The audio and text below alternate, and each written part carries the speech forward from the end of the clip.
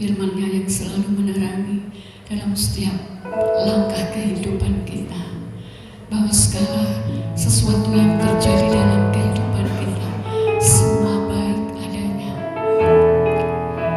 Dan firman-Nya yang selalu menuntun, membimbing dalam setiap langkah kehidupan kita, supaya di dalam setiap kondisi kita, apapun saat ini, baik ataupun buruk, kita percaya bahwa semua itu baik.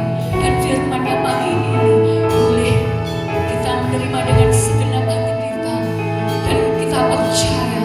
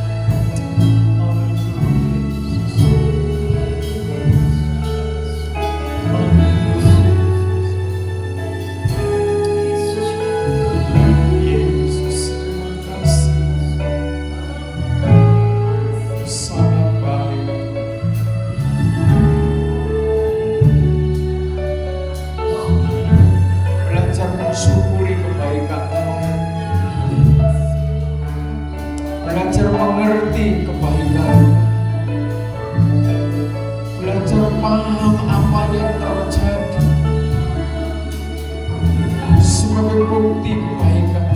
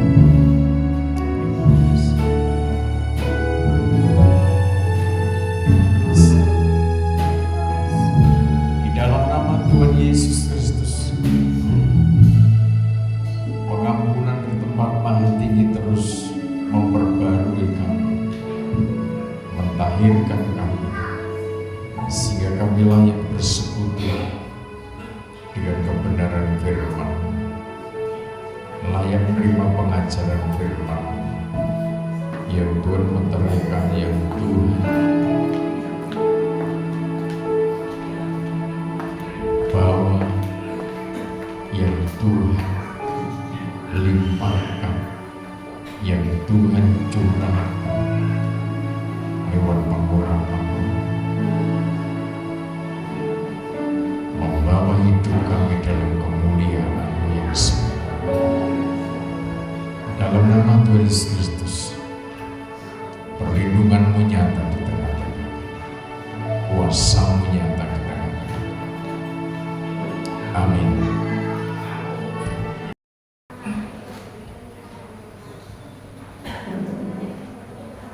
Tuhan, salam damai sejahtera di dalam kasih Tuhan kita Yesus Kristus. Puji syukur atas kasih-Nya, atas kemurahan-Nya, kita boleh memuliakan Tuhan, boleh mengagungkan Tuhan. Puji Tuhan, kita akan kembali memahami makna tubuh kebangkitan. Ketika kita memahami tubuh astral, tubuh kebangkitan itu, maka ada kuasa, ada kekuatan yang Tuhan percayakan dalam hidup kita untuk kita ini melaksanakan amanat agung. Kita punya tugas di bumi ini, kita punya kewajiban, kita punya tanggung jawab yang tidak boleh kita lepas. Dengan alasan apapun juga kita tidak bisa melepas tugas itu, sebab di balik tugas itu ada hak yang juga Tuhan percayakan atas setiap pribadi, umat pilihannya, setiap pribadi yang melaksanakan tugas tanggung jawab sesuai dengan aturan kerajaan. Kisah Para Rasul pasal pertama kita baca. Kisah Para Rasul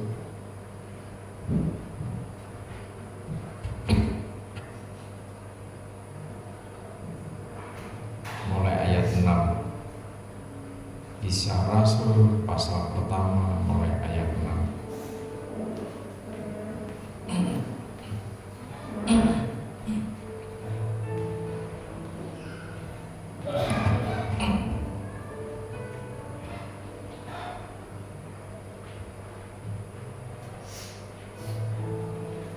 Yesus terangkat ke surga. Ayat yang ke-6.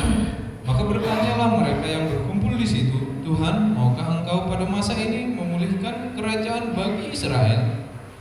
Jawabnya, Engkau tidak perlu mengetahui masa dan waktu yang ditetapkan Bapa sendiri menurut kuasanya. Tetapi kamu akan menerima kuasa kalau Roh Kudus turun ke atas kamu, dan kamu akan menjadi saksiku di Yerusalem dan seluruh Yudea dan Samaria dan sampai ke ujung bumi. Amin. Sampai situ. Saudara yang terkasih dalam Tuhan, masa-masa di mana tubuh kebangkitan itu mengadakan lawatan secara khusus bagi para murid, bagi orang-orang pilihan, orang-orang yang dipersiapkan oleh Tuhan. Masa di mana tubuh kebangkitan itu menyatakan rancangannya, membangkitkan setiap pribadi pilihannya untuk ngerti, untuk paham. Sebab ternyata proses salib itu tidak banyak dipahami oleh para murid.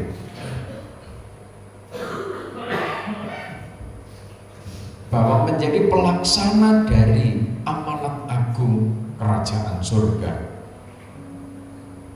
bahwa untuk meraih kemuliaan, bahwa untuk meraih kesempurnaan harus melewati proses salib itu. Pentingnya kita menerima kuasa, pentingnya kita menerima otoritas pengurapan roh. Tanpa pengurapan roh, maka gereja Tuhan pada akhir zaman tidak akan mampu bertahan.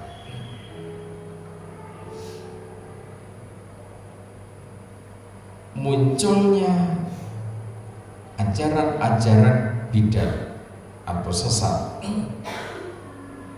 munculnya para penyesat, munculnya para nabi, yaitu nabi palsu pada akhir zaman, akan semakin jelas.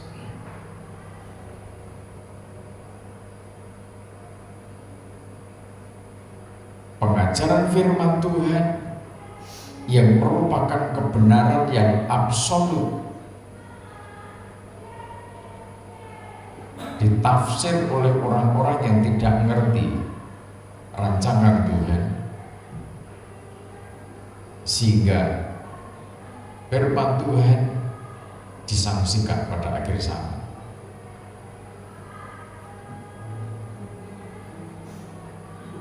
Ini di semua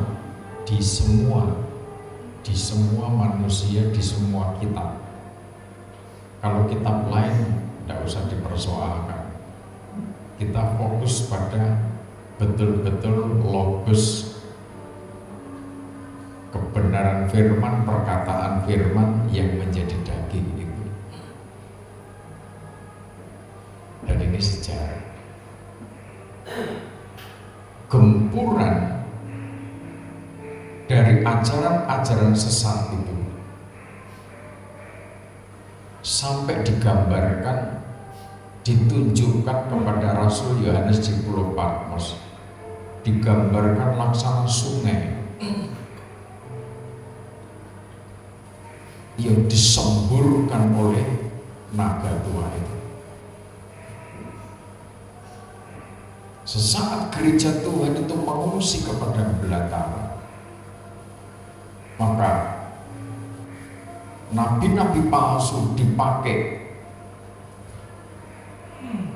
difasilitasi oleh naga tua itu untuk menyemburkan ajaran-ajaran palsu. Tujuannya untuk menghanyutkan gereja Tuhan pada akhir zaman. Saudara mungkin aktif nonton media sosial. Semakin banyak pembicara-pembicara yang ngawur tanpa dasar hukum kerajaan Allah.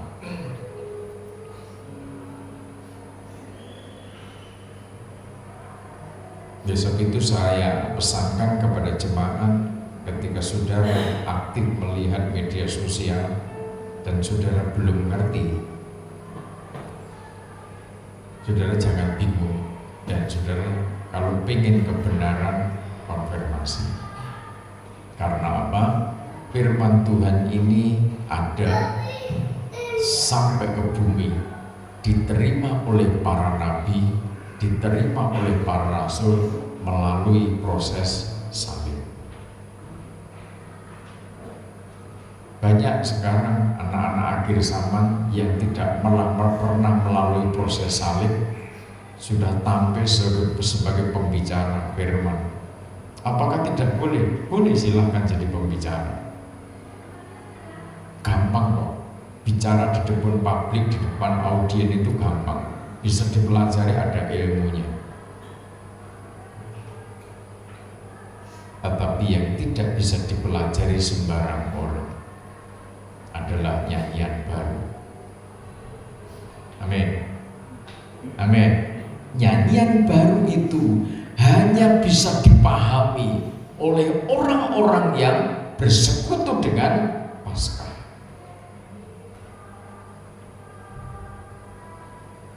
Saudara terkasih dalam Tuhan, engkau tidak perlu tahu masa dan waktu, kapan kerajaan Israel itu dipulihkan, kapan Sion itu dipulihkan. Hanya Bapa yang tahu. Rahasia pemulihan itu tersimpan di dalam kerajaan surga. Tugas kita sekarang, kita harus siap setiap saat. Makanya Wahyu pasal 19 dikatakan, mempelainya telah siap sedia. Setiap saat, bagaimana kita harus dalam kondisi berjaga, dalam kondisi stay, siap, berjaga dalam otoritas kuasa pengurapan roh, menjadi saksi di Yerusalem, Yudea, Samaria, sampai ke ujung bumi. Nah, untuk menjadi saksi, pentingnya kita menerima pengurapan roh itu. Bagaimana untuk menerima pengurapan roh? Ini berbicara tubuh, ada korelasinya dengan tubuh kebangkitan, dengan tubuh astral. Tidak ada manusia yang bisa mencapai kesempurnaan kalau tidak mendapat kemurahan dari Tuhan, diisi, hidupnya diisi, hidupnya dipenuhi oleh kuasa pneuma. Lah bagaimana sekarang tubuh astral itu terbentuk sampai nanti diubahkan secara sempurna sebagaimana tubuh Kristus yang sudah terbaring di makam. Tetapi tubuh Kristus itu diubahkan ketika dia berada dalam posisi tubuh astral. Mereka bisa menjangkau murid-murid yang terguncang, yang waktu itu belum paham terkait dengan proses salib. Saudara, seberapa saudara selama ini mengerti maksud Tuhan dari penderitaan, dari kejadian, dari peristiwa yang terjadi di dalam kita masing-masing? Sejauh mana pikiran saudara, sejauh mana jiwa saudara, hati saudara bisa menangkap apa maksudnya Tuhan di balik peristiwa-peristiwa? Pelajaran yang sudah terjadi atas para murid jangan sampai terjadi atas kita. Ketika proses terjadi, ketika penderitaan terjadi, puncak-puncaknya proses terjadi, justru murid-murid tidak setia.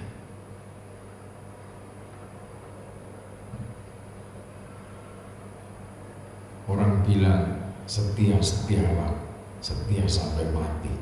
Belum mati saja sudah tidak setia. Betapa mahalnya sebuah kesetiaan. Tetapi apakah ketika Tuhan Yesus dikhianati oleh murid-murid, terus Tuhan Yesus gagal begitu?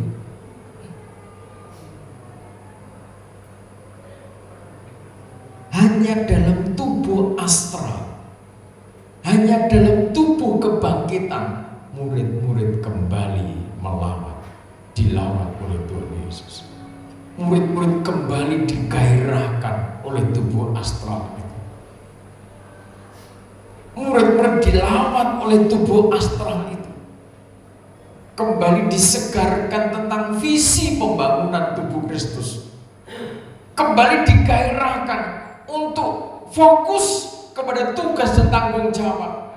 Pergi, jadikan semua bangsa muridku, dan baptislah dia di dalam nama Bapa, Putra dan Roh Kudus.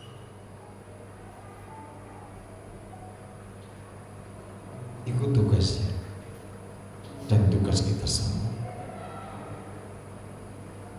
Saudara, manusia seringkali menjadi bingung, menjadi bimbang, menjadi cemas, menjadi bertanya-tanya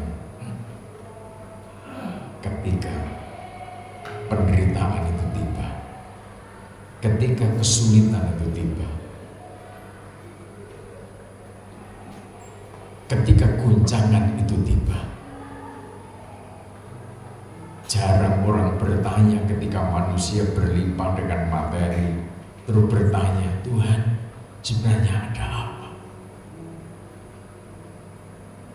Mengapa ini terjadi? Mengapa Tuhan melimpahkan ini kepadaku?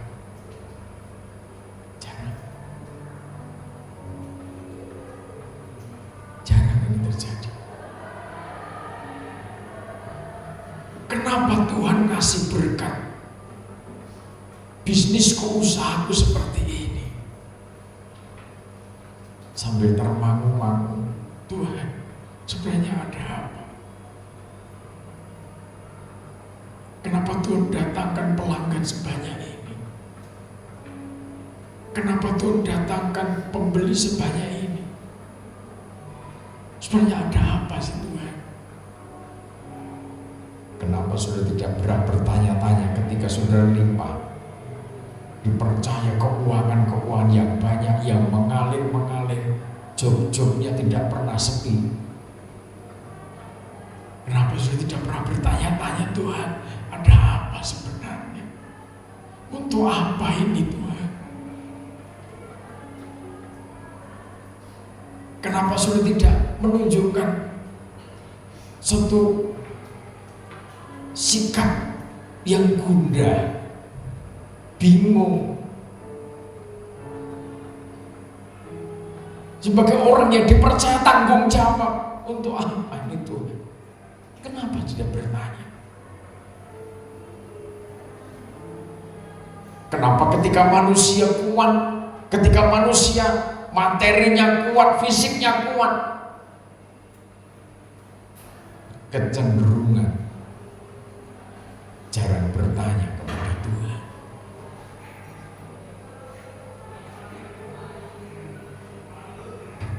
Saudara, ketika saudara mendapatkan nyanyian baru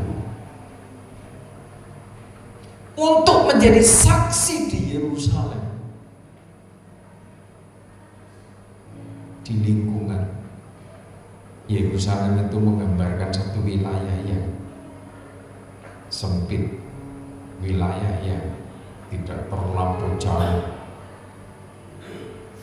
lingkungan sekitar saudara, komunitas saudara,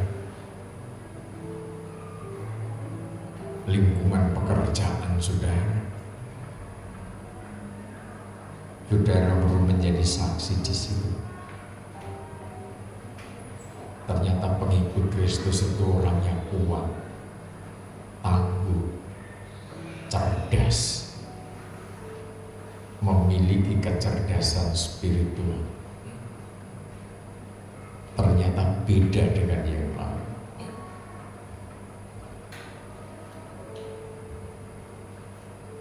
Ketika kita dididik dengan cara Tuhan yang keras, yang disiplin, yang ekstrim,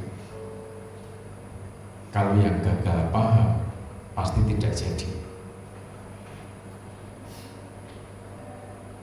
Ada murid itu yang bertahan dari awal sampai akhir, bertahan, tapi bukan bertahan untuk menjaga hati dan terbentuk mentalnya.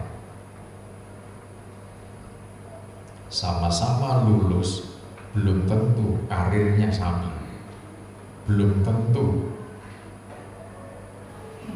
berkatnya sama, belum tentu urapannya sama, atau bahkan sama-sama lulus teologi sekalipun, setelah lulus justru malah tidak jadi apa-apa. Itu integritas. Orang belajar teologi kalau sampai tidak jadi apa-apa berarti bodoh. Orang diajari tentang ilmu ketuhanan, bagaimana dari tidak ada menjadi ada, tetapi tidak punya iman, degil. Kedegilan itu yang menjadikan murid-murid gagal paham. Ketika gurunya masuk proses salib, maka mereka bubar. Ya, oleh sebab itu banyak dinasti-dinasti perusahaan besar di muka bumi ini mereka tidak akan membiarkan perusahaan, kerajaan, bisnisnya itu tumbang. Dengan cara bagaimana? Mereka membangun dinasti, keturunan kerajaan bisnis itu dengan disiplin, dengan tegas, didikan yang keras. Sebab apa? Nenek moyangnya ngerti, kami tidak akan memberikan kerajaan bisnis ini kepada keturunan kami yang tidak menghargai sebuah perjuangan. Kalimat itu kalimat umum, sebab tanpa perjuangan maka tidak ada kekekalan sebuah kerajaan. Itu kalimat umum yang ketika kita hubungkan dengan kebenaran firman Tuhan, tidak ada kemuliaan tanpa proses salib.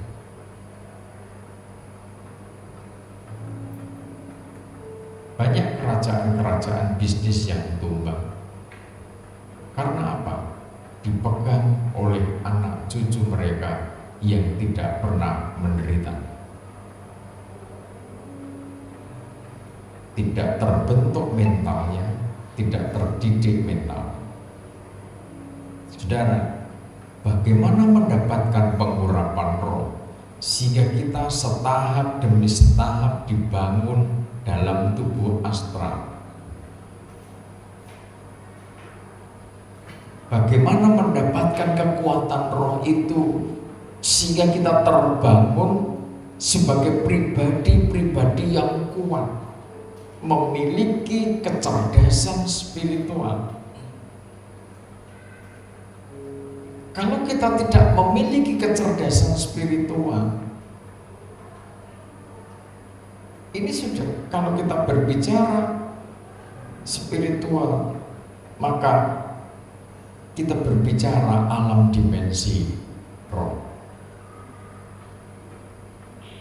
alam dimensi batin, alam dimensi jiwa, alam dimensi akal budi. Itu nanti wilayahnya. Ketika kita menjadi pelaksana kegerakan pembangunan tubuh Kristus pada akhir zaman, tidak diperlengkapi dengan otoritas kuasa pengurapan roh. Jangan sampai bahasanya bahasa roh, menyembah dalam bahasa roh, tetapi tidak punya otoritas untuk membangun dinasti kerajaan Allah di bumi. Perempuan-perempuan Yerusalem sebagai satu gambaran orang-orang atau komunitas yang memiliki pemahaman yang pasti tentang kegerakan gereja mula-mula. Secara spesifik 12 murid itu disiapkan oleh Tuhan Yesus.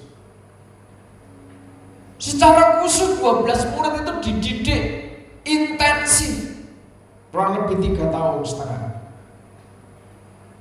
Siang malam, pagi, terus balik pagi lagi, dididik secara intensif. Bagaimana menjadi seorang hamba, bagaimana menjadi seorang manusia yang taat, bagaimana menjadi hamba yang setia, bagaimana saatnya tampil dengan kuasa Tuhan yang tegas, bagaimana tampil sebagai seorang raja yang adil. Tuhan didikkan kepada mereka. Fasilitas sarana prasarana untuk mereka melayani, untuk mereka bertugas kelak, Tuhan percayakan, Tuhan kasih tahu.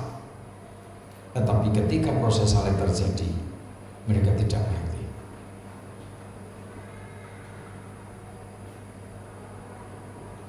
Sampai dinyatakan pada hari yang ketiga, aku akan bangkit.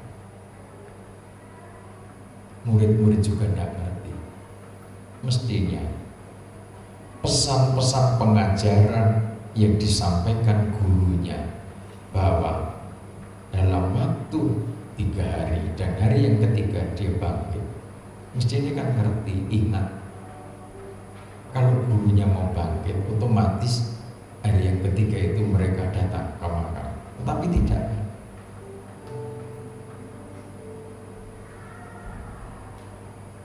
Tentang salib itu memang harus dijalani, tetapi kenyataan mereka bubar. Ini menunjukkan bahwa manusia itu seenaknya diri, maunya yang enak-enak, maunya yang mudah-mudah. Saudara, kalau nikah itu dibangun dengan kondisi yang seperti itu, maka tidak akan lalu. Dengan prinsip nek sore tidak mau, nek enak, makanya jangan menciptakan penderitaan. Kita mentaati firman itu sudah penderitaan bagi daging. Kita harus menyalibkan daging kita, menyalibkan keinginan kita. Ojo nambahi, ojo bikin menciptakan penderitaan di luar aturan kerajaan Allah. Contohnya gimana? Tidak taat aturan itu sudah menciptakan penderitaan sendiri. Nanti nek penderitaan tercipta, akhirnya tambah parah kan? Perpecahan terjadi.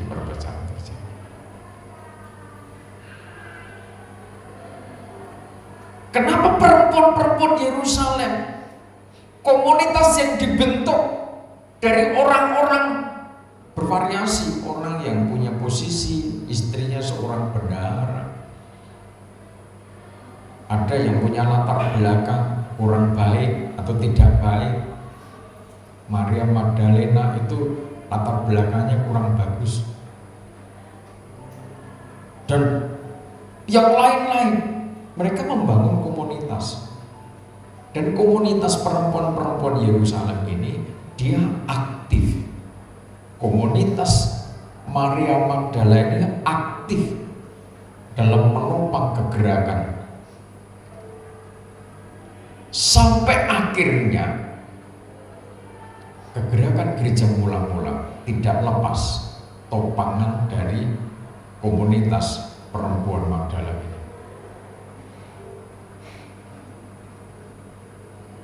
Apa yang kita pelajari dari mereka? Kesetiaan.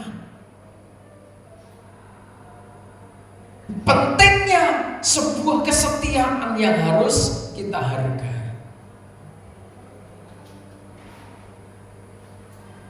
Mereka ngerti betapa terbatasnya apa yang dia harus kerjakan. Yang penting apa? Sesuai aturan adat Yahudi untuk menengok,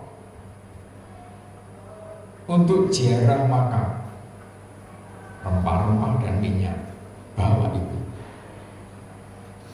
Terkait ada batu besar yang menutup makamnya Yesus, ya itu jadi perbincangan sepanjang perjalanan. Tetapi mereka tetap fokus membawa rempah-rempah itu. Mereka tetap fokus membawa minyak itu. Terkait batu penghalang itu, maka dia tidak terlalu ambil pusing siapa nanti akan menggulingkan batu itu bagi kita. Berarti mereka sudah ukur kekuatan kita bersama untuk menggulingkan batu itu tidak mungkin. Makanya mereka bertanya satu sama lain, siapa yang akan menggulingkan batu itu bagi kita? Saudara, seringkali pertanyaan-pertanyaan yang demikian itu muncul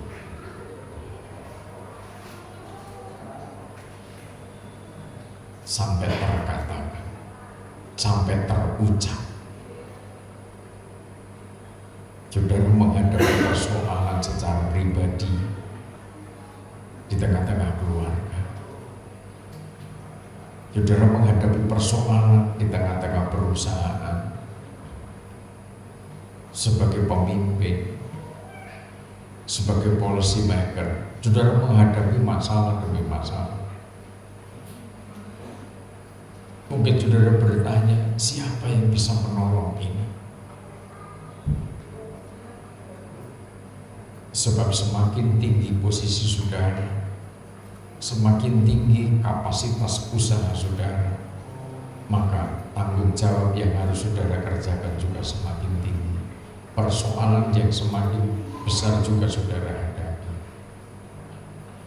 Ada saatnya Tuhan izinkan sesuatu terjadi, seakan tidak mungkin saudara bisa kerjakan itu, seakan tidak mungkin saudara bisa mengatasi persoalan itu. Tetapi mari kita belajar kepada perempuan-perempuan Yerusalem. Mereka tetap fokus membawa rempah-rempah. Matius pasal 28. Matius pasal 28.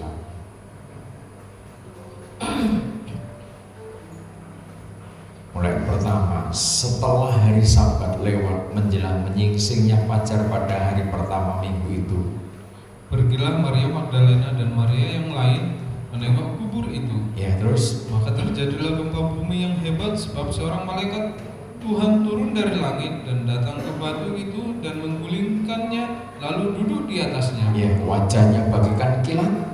Pakaiannya putih bagaikan salju. Amin, sampai situ.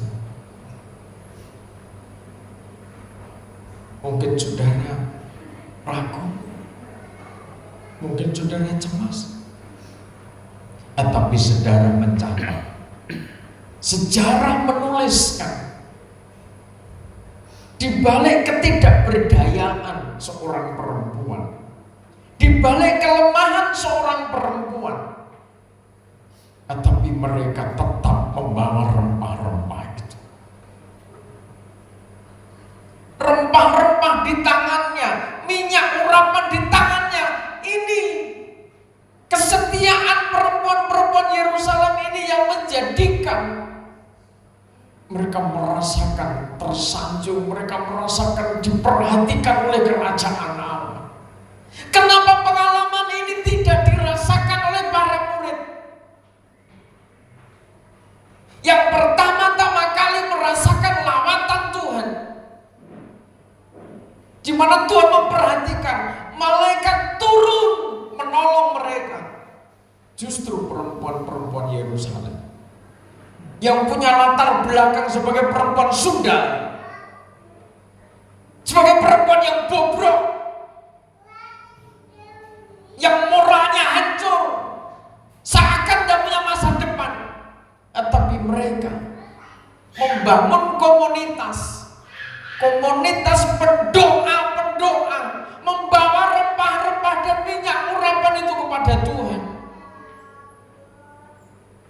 Saudara mungkin saat ini sedang menghadapi kematian. Usahamu seakan tidak mungkin hidup, usahamu seakan tidak mungkin bangkit, seakan sumber-sumber berkatmu mati, seakan sumber-sumber berkatmu tertutup rapat.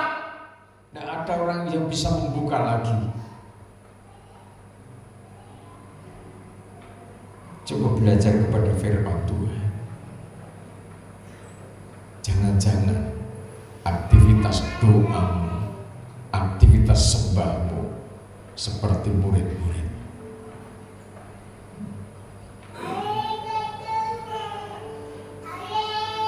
Ketika kesetiaanmu sedang diuji, justru kondisimu tergoncang.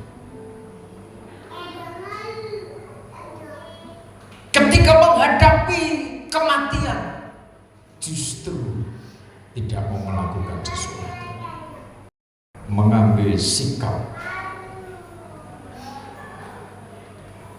yang paradoksal, sangat mustahil. Sesuatu yang tidak mungkin dia tembus, ternyata kerajaan Allah memperhatikan mereka. Manusia seringkali hanya berpikir yang tampak. Ketika saudara melihat yang tampak, maka saudara menjadi takut. Ketika saudara melihat kenyataan dan saudara mengukur kondisimu, saudara sudah mundur.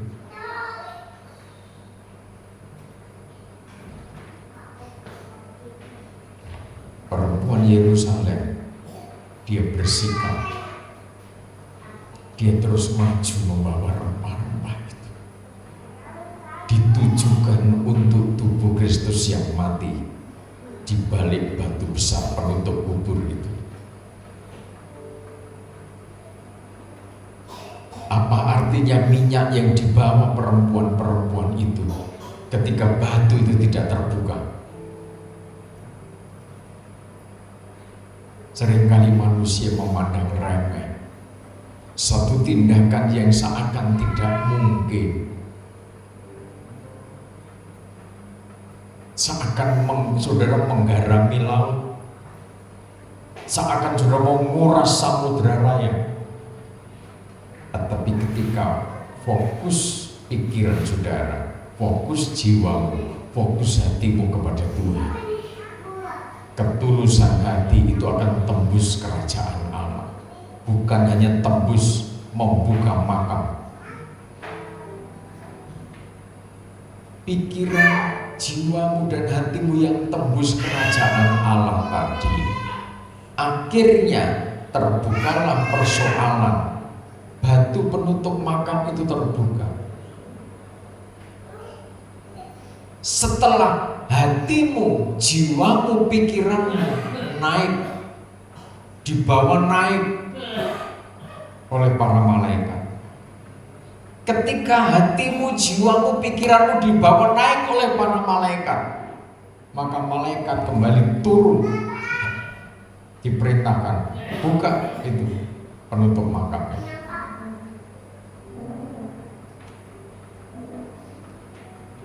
Perempuan-perempuan Yerusalem berpikir untuk memuliakan Tuhan, untuk mengharumkan tubuh Kristus.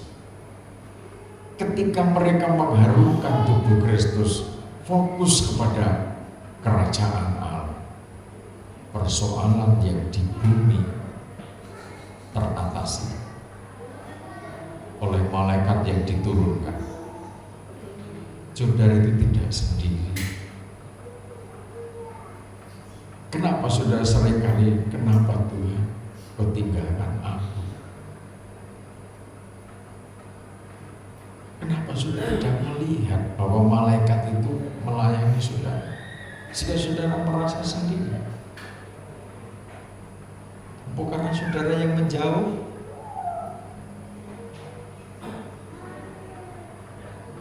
Saudara bisa bayang nih, kalau saudara itu ditinggal betul gitu, kayak apa nasibnya. Saudara itu tidak sendiri.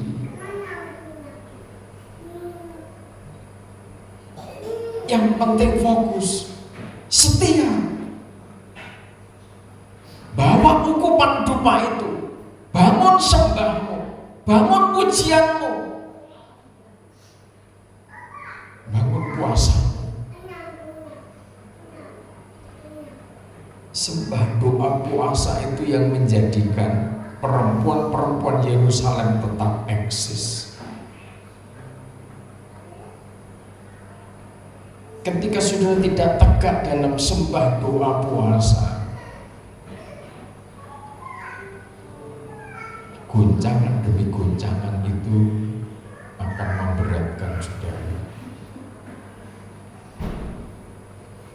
Oleh sebab itu, satu hal yang harus kita ngerti, satu hal yang harus kita pahami, dalam situasi seakan sumpek, berat, sesak, blank, nggak ngerti-ngerti maksudnya Tuhan. Orang itu kalau tidak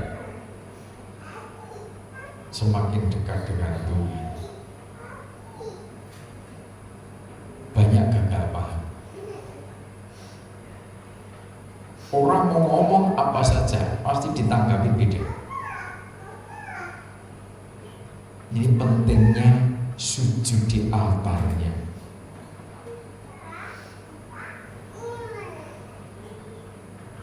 Ketika manusia, ketika kita bertanya-tanya siapa yang akan menggulingkan batu ini bagi kita,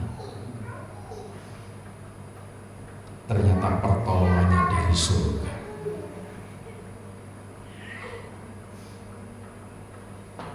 Tuhan tidak pakai manusia. Ini level kecerdasan spiritual. Intelijensi spiritual itu sedemikian.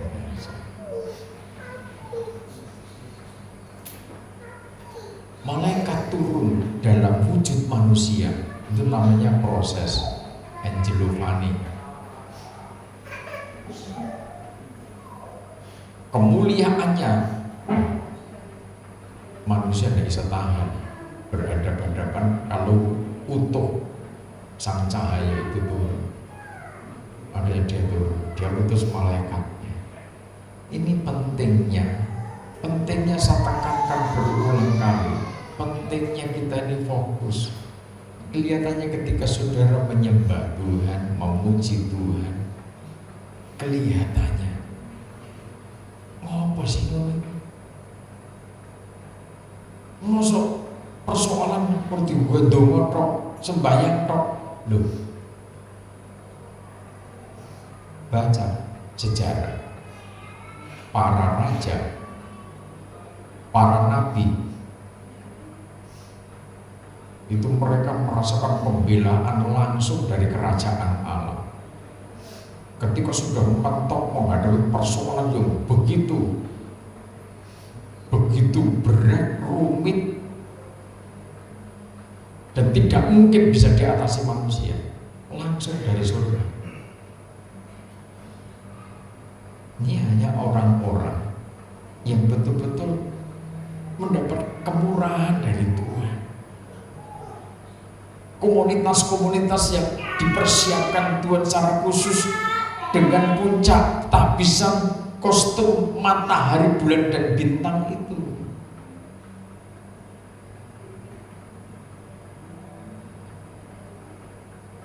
Sujud di altar. Jangan anggap sepele.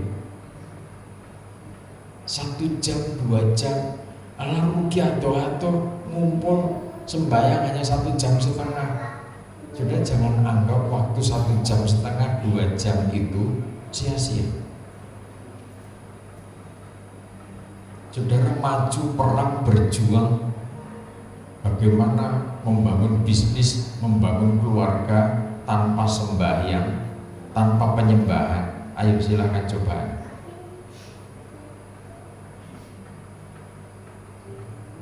Ketika saudara dekat dengan Tuhan, Tuhan buka jalan, Tuhan kasih hikmat,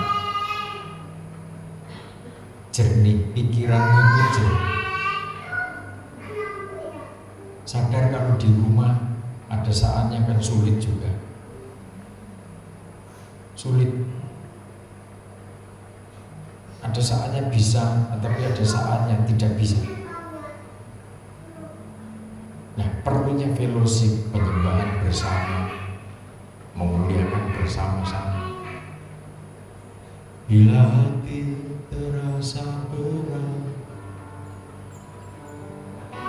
tak seorang pun mengerti bebanku, ku tanya Yesus, apa yang harus ku buat? Dia berfirman, marilah. Dia selalu pedulikan aku, datang Yesus, Dia pikul segala bebanku, sujud di altarnya, murah hidupku, ku terima anugerahnya. Dia ampuniku dan bebaskanku, Ia ubah hidupku, barui hatiku, sesuatu terjadi, sadarlah di altarnya. Saudara, ketika kita merasakan pengampunan itu setiap saat, Dia membebaskan saudara dari cengkeraman kekhawatiran itu. Dia ubahkan hidupmu, Dia baharui hatimu, jiwamu, pikiranmu. Sesuatu terjadi saat saudara di altarnya. Tuhan mengerjakan, Tuhan menyatakan kuasa.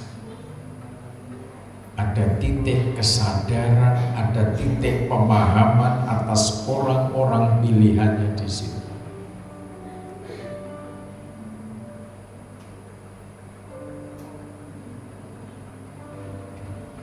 Bertanya-tanya tentang apa yang harus kubuat, dijawab oleh Tuhan di dalam keheningan. Ketika sudah tidak pernah hening, tidak pernah tenang, bisakah sudah mendengar suara Tuhan? Ketika hatimu gemuruh dengan kecemasan, gemuruh dengan ketakutan, kekhawatiran, bisakah saudara menangkap suara Tuhan yang lembut itu? Tentang apa yang harus saudara buat, tentang apa yang harus saudara kerjakan. Saudara, pentingnya kita membangun sebuah kebersamaan. Maria Magdalena membangun komunitas. Dia eksis dari awal, pertengahan proses, puncak salib, sampai kematian. Komunitas ini yang eksis. Murid-muridnya belum paham tentang apa yang harus dia buat. Mereka punya kerendahan hati, mereka punya kelembutan hati. 1 Petrus pasal 3. 1 Petrus pasal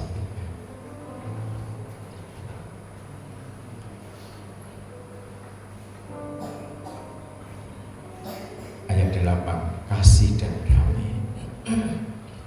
Ayat yang ke-8, dan akhirnya hendaklah kamu semua seia sekata, seperasaan, mengasihi saudara-saudara, penyayang dan rendah hati. Terus, Dan janganlah membalas kejahatan dengan kejahatan, atau caci maki dengan caci maki, tetapi sebaliknya hendaklah kamu memberkati, karena untuk itulah kamu dipanggil, yaitu untuk memperoleh berkat. Sebab siapa yang mau mencintai hidup dan mau melihat hari-hari baik, ia harus menjaga lidahnya terhadap yang jahat dan bibirnya terhadap ucapan-ucapan yang menipu.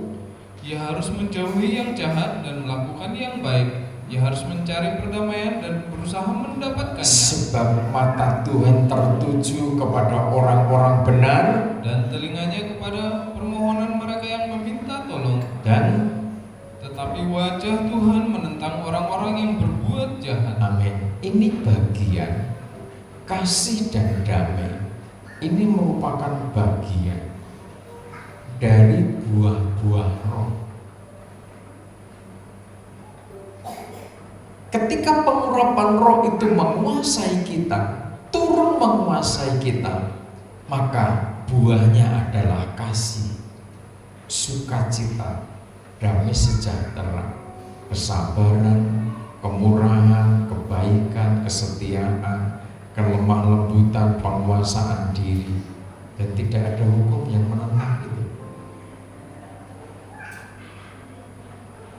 Ketika penguasaan roh itu ada di dalam hidup kita, buah-buah roh itu ada di dalam hidup kita, maka kita akhirnya sepakat, seia sekata.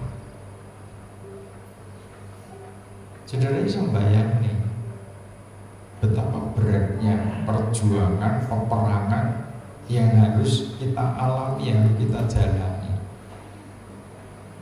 Yang apa tak rewangi melek sampai pagi. Memerangi roh-roh perpecahan itu tidak mudah. Saudara jangan salah paham ketika penggembalaan menyampaikan firman. Ketika sudah tidak paham, salah paham bukan pada manusianya, tapi kepada firman. Firman itu yang ngatur awake dhewe. Sing ngatur uripe awake dhewe.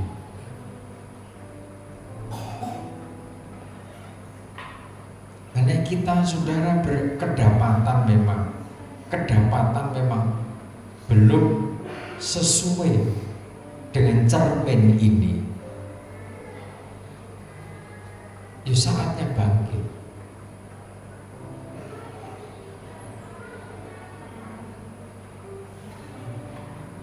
Kalau kondisimu masih tertutup batu,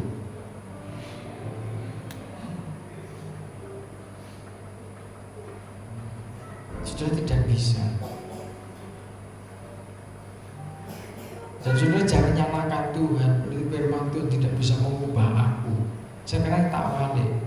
Tuhan itu tidak memaksa. Saul dilantik Tuhan jadi raja. Tuhan janji kerajaannya akan dikekalkan. Tapi ketika Saul tidak mengikuti aturan tahbisan, dipecat oleh Tuhan.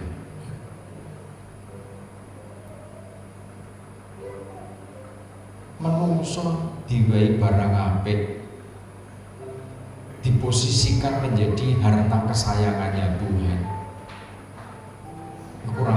Kurang apik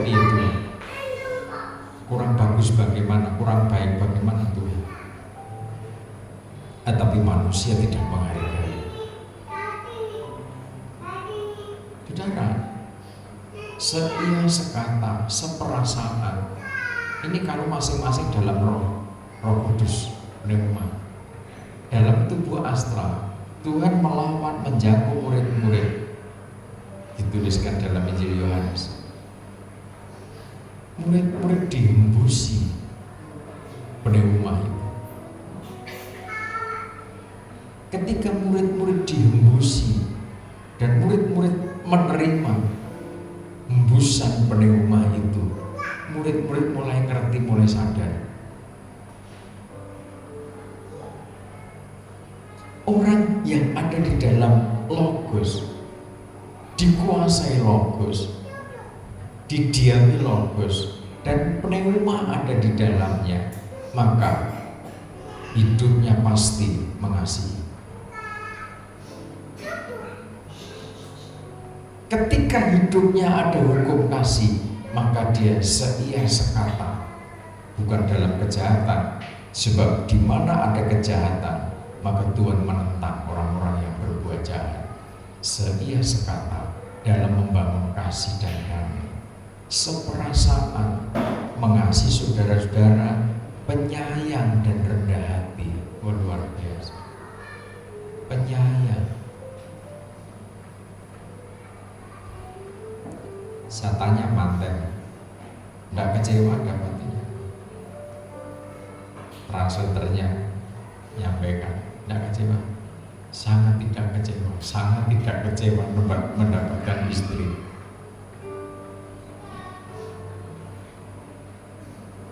Saudara, seia sekata, seperasaan, betapa dasarnya kemuliaan Tuhan.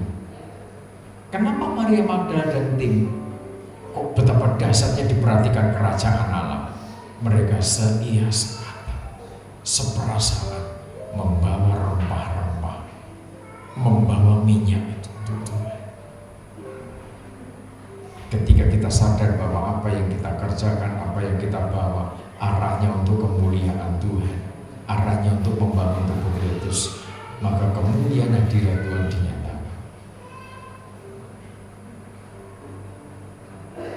Silakan masing-masing bercermin dengan cermin firman ini. Sudahkah saudara seia sekata, seperasaan? Kalau belum, menangis sudah di hadapan Tuhan. Berarti Roh Kudus masih saudara tolak. Ketika sudah tidak mau berdamai dengan sesama, dengan para imam, degil, berarti saudara masih menolak Roh Kudus, masih menolak Logos. Badanmu saudara bawa masuk ke ruang ibadah, tetapi kejahatanmu, batu yang besar itu menutup perasaanmu, menutup hatimu, menutup pikiranmu. Ketika itu yang terjadi, hanya debu kembali kepada debu. Rohmu hadis Tartarus. Firman.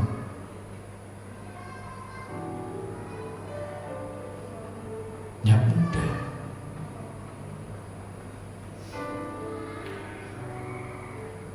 Pemuja daging pada akhir zaman, wah bermunculan sekarang. Banyak gereja-gereja setan bermunculan. Pemuja-pemuja daging bebas melakukan apa saja di komunitas itu, bebasnya, tidak ada aturan firman. Sebab itu masing-masing memasuki bulan keempat tahun 2024, masing-masing berjuang, jangan sampai terlambat. Semua tim harus berbenah diri, saling bersinergi satu sama lain, saling mengingatkan.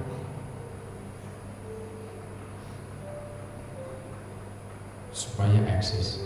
dalam tahbisan iman. Ibadah yang hanya sebentar, hargai waktu semaksimal mungkin. Bagaimana anak bisa tenang,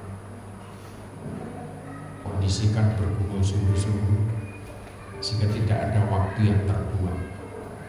Ibarat sudah dicas beberapa menit untuk menjalani hidup 1 minggu. Berapa menit sudah tidak bisa fokus ke sana kemari karena ngurusi ini dan itu. Yang tidak ngurusi anak, fokus. Kondisikan bagi anak-anak bisa tenang. Saya tidak anjurkan dikasih antimu terbentelan itu enggak. Tapi bagaimana anak bisa tenang? Ketika sudah bergumul sungguh-sungguh bisa. Bahkan tergeletak tidur di dekat saudara. Tapi nek umur gede, umur di bang ini ya sudah tidak layaknya pada tidur di lepas SMP. Saya saksikan, dulu saya belum SD sudah wirawiri diajak ke Yogyakarta. Prosesku tidak mudah. Dan pengurapan itu yang membawa saudara terbentuk, terbangun, memiliki tubuh astral, sehingga kecerdasan spiritual terbangun di situ. Ada kekuatan roh, ada kesepakatan roh, seperasaan di dalam Kristus. Ini bangunan ilahi. Kita tidak bisa keluar dari zona hukum kerajaan Allah, sehingga sudah menjadi berkat bagi banyak orang. Setia menyembah Tuhan. Saat ditanya apa pastori ada, di pastori ada penyembahan. Di pastori itu penyembahan tiap malam.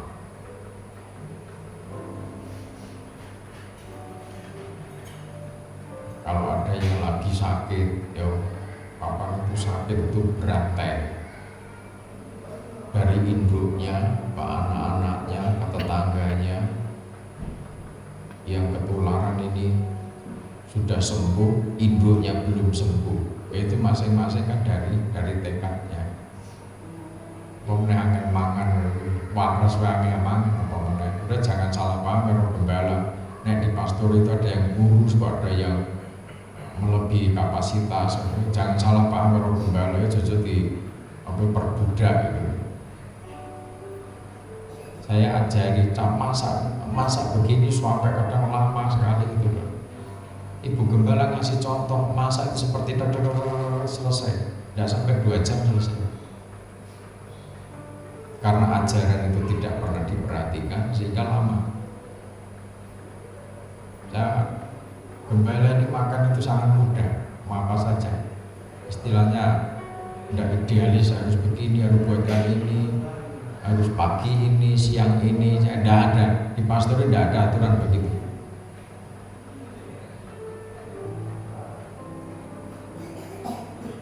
Anak-anak itu rutin pagi, siang, sore. Mau gembala begitu kan? Jangan lupa, kamu ke kebun ambilkan daun pepaya. Jangan dikasih penambah, utuhkan aja seperti itu. Nah, pahit banget, tidak masalah. Saya sudah biasa pahit. Pahit menanggung penderitaan umat. Biasa. Apa tidak ngedrop? Apa saudara pernah lihat gembalamu ngedrop begitu? Ada. Karena kepahitan tuh. Senang saya. Pakai sambal begitu sudah. Itu banyak. Ya pastori bebas. Kalau ada tudung saji dia dibuka aja apa di situ. Mau terbuka, pastori kan ada pintunya. Kami terbuka. Ada pisang sudah pagi sarapan pisang itu sudah cukup. Tapi ada yang belum matang yang rasa goyah, rasa sarapan, ya wis, pokoknya dewi-dewi. Kan gitu. Bangun. bersama-sama silakan dibangun sembahyang bersama. Hari Jumat sembahyang bersama-sama. Coba hanya dengan itu kegerakan. Sementara saya juga link jaringan doa nasional, link dengan tokoh-tokoh nasional.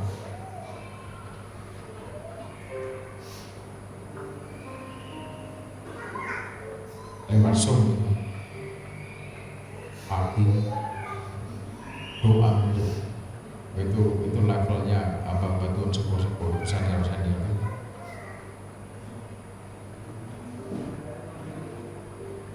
doa di tempat yang sunyi, di tempat yang tersembunyi, tapi ada kekuatan yang dahsyat.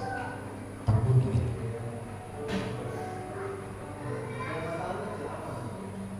Belajar setia dengan itu.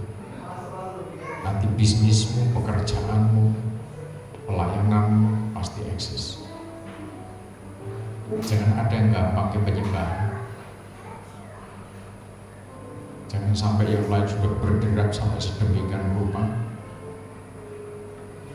Tapi kalau tidak di sini atau di bypass nanti sebagai pusat jaringan Quran nasional wilayah.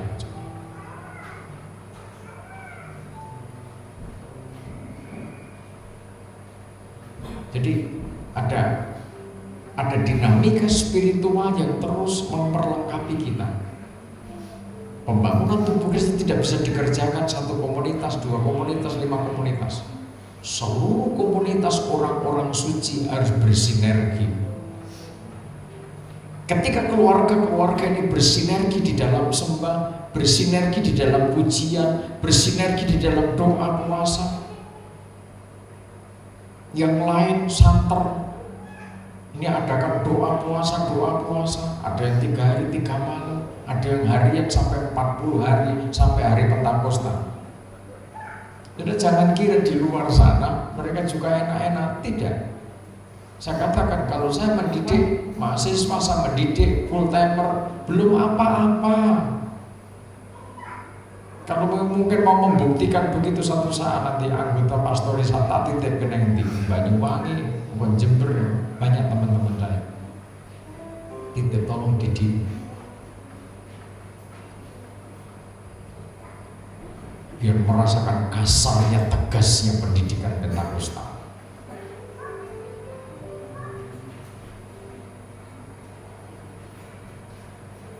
Pastori bypass itu terlampau longgar, tetapi kadang juga masih salah paham.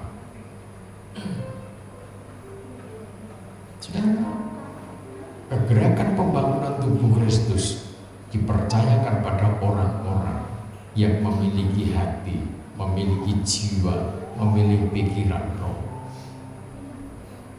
Setia. Setia itu bukan manut ngopo-ngopo di remote, enggak. Setia itu berada dalam dinamika spiritual, dalam kreativitas dan aktivitas roh. Setia sekata. Jangan membalas kejahatan dengan kejahatan. Ini firman. Yang saudara punya prinsip juga iso. Mau dikecewakan kok. Mau ngelarani hati kok. Ya tak genti, tak larani. Ya silakan ke aturan dewi. Ini aturan kerajaan surga. Nek kowe dijahati, ojo balas kejahatan. Iki aturan firman, dudu aturane gembala yang namanya Yohanes Patio. Tujuh.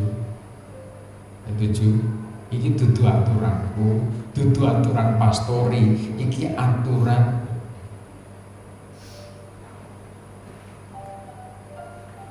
Kalau bicara pastori nanti udah trauma. Rasanya pastori dadi opo ning pastori nglarani ati itu.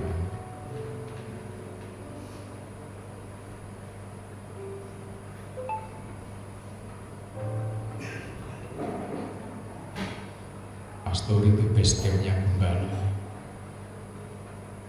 Kalau di tempat lain mengakui base camp-nya guru, base camp-nya kiai. Kadang jemaat sendiri yang tergembala justru malah Kita antipati dengan pastor itu.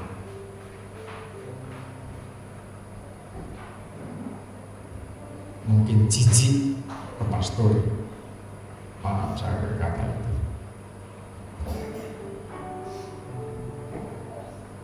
Saya pernah bilang sama istri, "Mi, aku gak jadi gembala itu gak apa. Kalau umat memang sudah tidak mau digembalakan."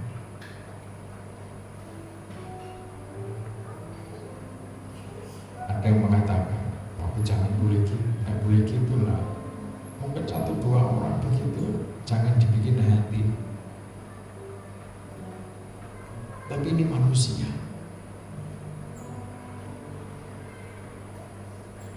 Firman Tuhan katakan, kalau kamu datang ke suatu kota dan kota itu menolak, kebaskan debu di kakimu, pindah ke tempat lain.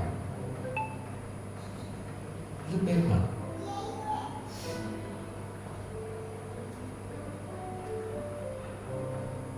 Jadi saya enjoy aja menjalani hidup ini, saatnya saya ke ladang, saya refreshing.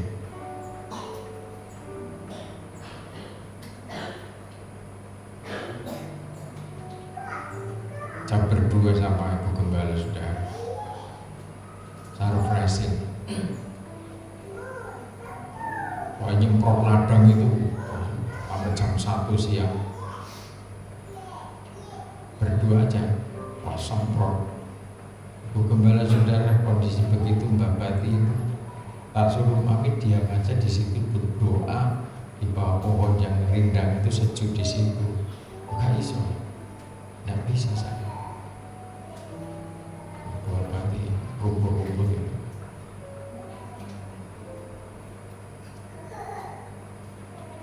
Apa saya terlalu minta disanjung? Gak belum nyentuh tanah gitu. Ayo comberan mana kalau aku harus bekerja di comberan?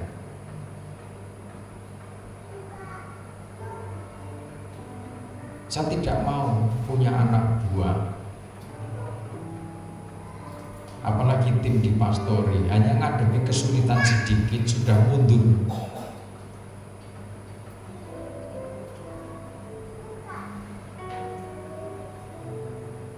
Saya memberi contoh dan saya didikkan pada anakku juga bekerja dengan keras, dengan gigih demi tanggung jawab.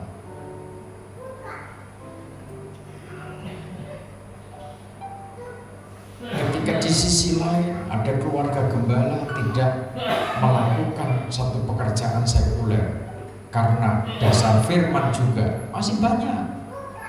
Sudah jangan kira ini kontroversi ketika kami di lapangan. Kadang-kala gembala kok ke sawah, gembala kok jual beli, gembala kok masih kerja.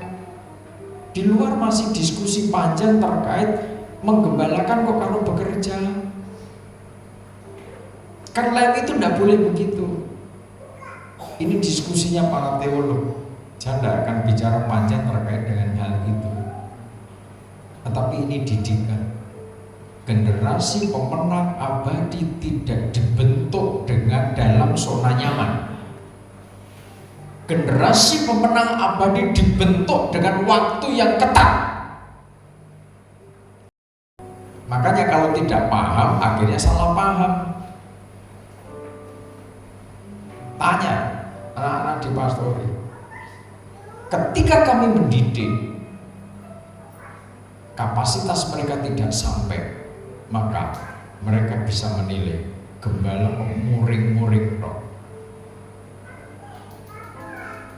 Saudara mau tak titipi 2 bulan mau?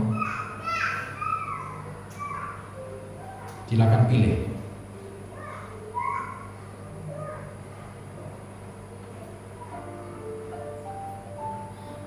Pilih siapa saja. Atau gantian gitu, atau gantian. Saudara mau stay di pastori gitu, barang sebulan 2 bulan, ikut nanggung beban pengajaran. Metode apa untuk membangun tim? Saudara jangan anggap wah ini apa anggar dibentuk, bukan soal itu. dosen, banyak dosen, satu murid dosennya kira, satu mahasiswa dosennya berapa? Anda sudah punya ilmu, jangan diam, kasih, sok, begitu loh maksudku. Jangan membicarakan, jangan dibicarakan, hanya kasih masukan. Transparan saja, jadi jangan dibicarakan di balik tirai, tidak bagus. Mendidik itu begitu. Kekurangan kami akui, banyak kekurangan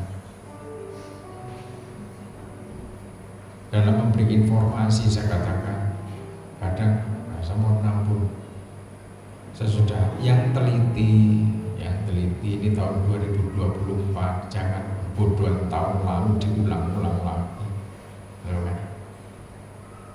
Yang teliti dalam memberi informasi tentang format pelayanan dan sebagainya.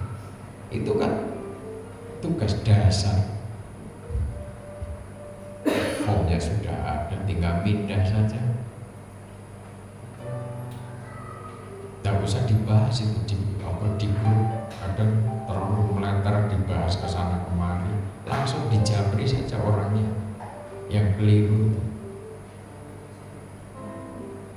Ini penting untuk membangun apa?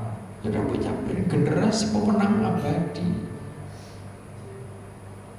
Siapa generasi pemenang abadi?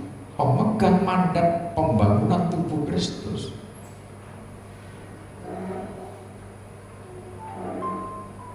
Kalau masing-masing menghargai korban Kristus, ojo salah paham, maka pasti jadi.